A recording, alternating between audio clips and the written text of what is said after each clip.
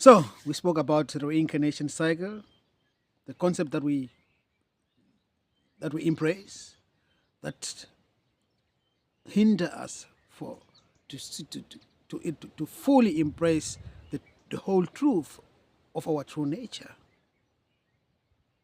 When you say that the whole time that no, my higher self, or I got channel, or I did this reincarnation, what is it called? Regression, past life regression, and I know that I have left so many times. Fellow friends, I have been there. I have been in the new age. I have done those. I have done the channeling. I have done the channeled message. I have done the Akasha Chronic. I have done all those. Anyway, in the Akasha Chronic, I have never find anything about my past life. although I was trained to be an Akasha Chronic, Akasha, what is Chronic in English? Akasha Records. Yeah, I never found my own. I managed to find some of those clients who came to me back then. If I was doing to earn money from it and to just as a profession, almost like I could say that for now. I never access my own, and I even when I go to my fellow colleagues for them to read for me, they never really access anything of my past lives. They're saying your past lives are being covered. For some reasons, they're being protected. They don't say nothing. Now I know I've never been human before.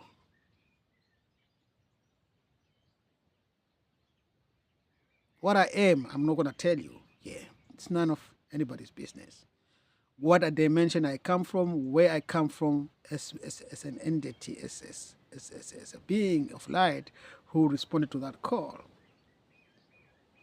Or what I know is that I've never been human before. Or what I know I know my true nature, where I come from. I know who I am. But more than that, I'm not going to tell. It's only for me to know who I am and what I am. But all I know is that I'd never been human before. I had responded to the call. I'm here. I'm answering the call. And there are many of those. So if you resonate with this, what I said, you ask yourself, you scratch your head, what am I doing here? What is so nice about, what is so good about being human? What is so good about being here? What is so good about being in a material form at all? What is so good about material form at all? Don't get me wrong. I enjoy it. I enjoyed looking at the stars at the stars in the night, because then it brings me closer to the source. I feel closer to the source. Although I'm already closer to the source, and I feel closer to the source, but everything that I gaze about, the tree and everything, animals, I hear birds quitting, singing at me, I feel more closer. I feel more home than when I look at the construct of a human life. As we know, family, relationships, interaction with each other, striving for material possession, striving for this, striving for fame, striving for rich, striving for that, those things never interested me, and still doesn't. And still doesn't. And I ask myself, what is so good about it? Now, there are some people who told me the new age that is a lack mentality, and especially when it comes to material stuff. I'm really not into material stuff. I don't care to live in a villa or to live in a truck. For me, it's just, so what?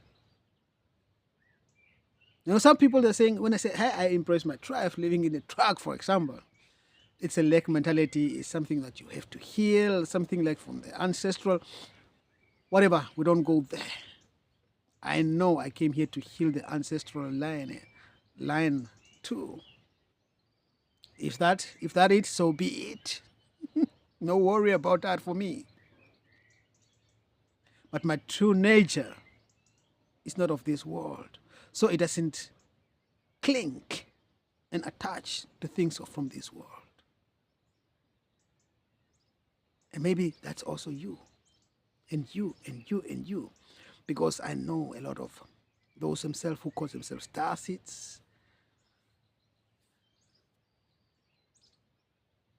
Most of the time they have that kind of feeling, or the kind of feeling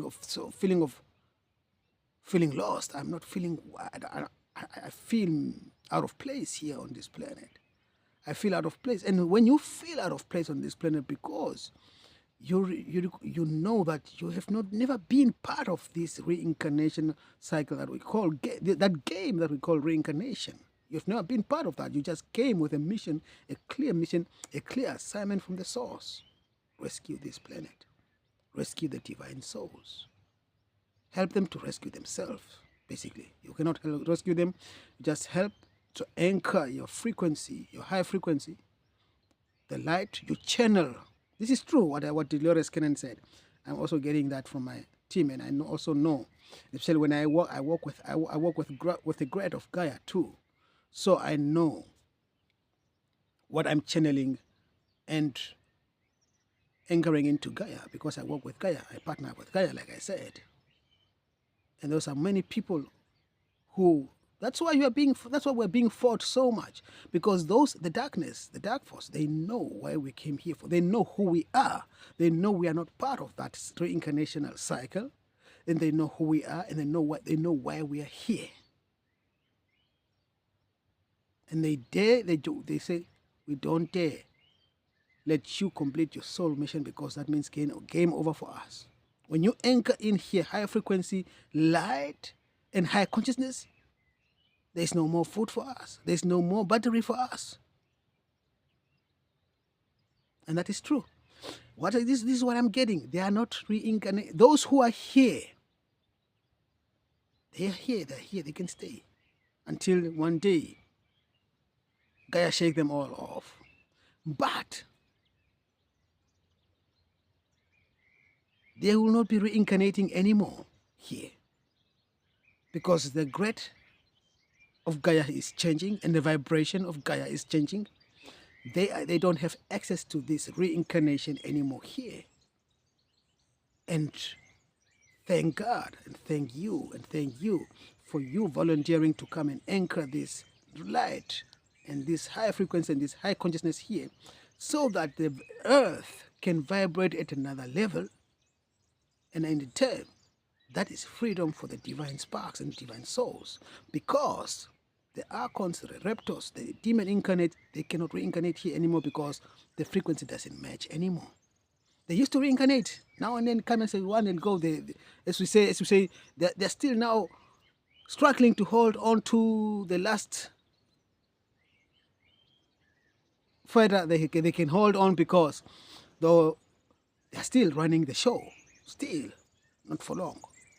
And we see it's scrambling. Their kingdom is collapsing. It's scrambling. Things are changing. I see it with my spiritual eyes. I see it with my physical eye. You see it also yourself. Things are changing. So they will not reincarnate here anymore. There is no frequency that allows them to anchor here anymore. That veil between their fourth dimension and this, because now Gaia is vibrating into the fifth dimension, so they cannot reincarnate upwards. They can only reincarnate downwards. That's why they used to reincarnate here, because downwards was the third dimension, so they had a chance in the playground to reincarnate into.